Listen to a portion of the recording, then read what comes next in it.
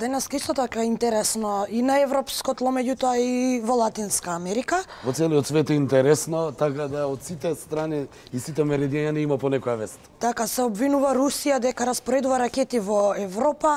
Европскиот парламент го призна новиот председател на Венецуела. Па тој не е нов председател, тој е актуелен председател на собрание на нивниот парламент венецуелански, кој се самопрогласи. Меѓутоа се обидува да го замени. Интересно беше што се самопрогласи и што после некој половина час доби признавање од сите речиси западни држави предводени од Соединетите Американски држави, кои на некој начин му дадоа и порака на актуелниот председател Николас Мадуро дека тој веќе не е председател на Венецуела. Тука мора да те прашам, бидејќи денеска имаше доста реакции интересни и наши политичари ја коментираа состојбата во Венецуела и српски исто така. Да, оно што беше интересно е прво почна од Албанија. Еди Рама излезе и рече дека го поддржува Хуан Гуидо, нели, овој самопрогласен председател, автоматски дојде како контра од Србија лидерот на српските радикали Војслав Шешелј, кој не криеше да каже дека Србија и он треба да го поддржуваат Николас Мадуро бидејќи е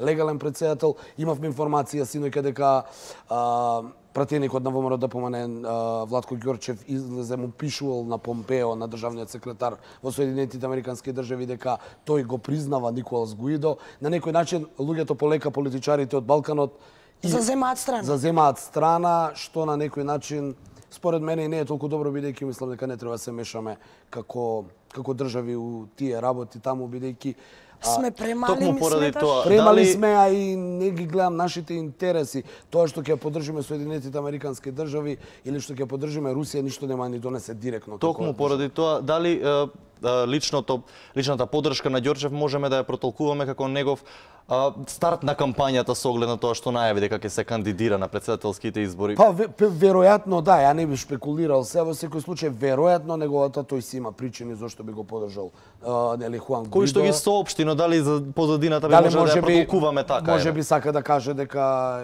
ја поддржува бидејќи он не крие, мислам, кај нас политичарите речиси сите не ја кријат својата поддршка на актуелната политика на Соединетите Американски држави, па веројатно ако Вашингтон одлучил дека Хуан Гуидо е легитимниот председател, а Николас Мадуро, веројатно и сите политичари кои се со Соединетите Американски држави ќе поддржат таа нивна одлука. Така што се однесува до вооружувањето, односно поставувањето ракети од страна на Русија на европско тло, какви се овие обвинувања и дали се вистинити?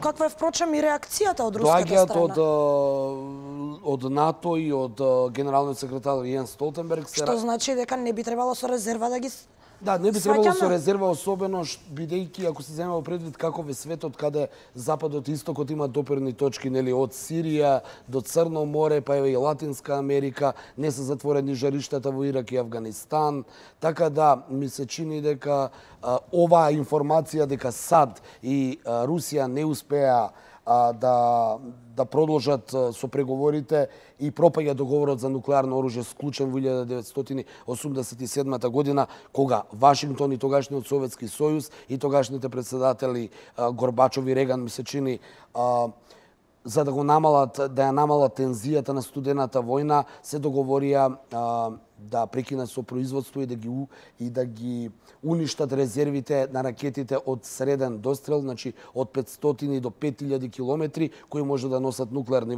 боеви глави, што на некој начин во 1987 година, ќе кажам, во екот на студената војна, овој договор дојде до некои намалување на оние огромни тензии, барем ние што бевме возрастни и тогаш знаеме какви тензии имаше и колку светот беше на работ на можеби некоја светска војна. Сега, толку години подоцна, некако процесот се врати назад. Ниту Русија, ниту Соединетите Американски држави не успеа да се договорат за овој договор да стапи во функција.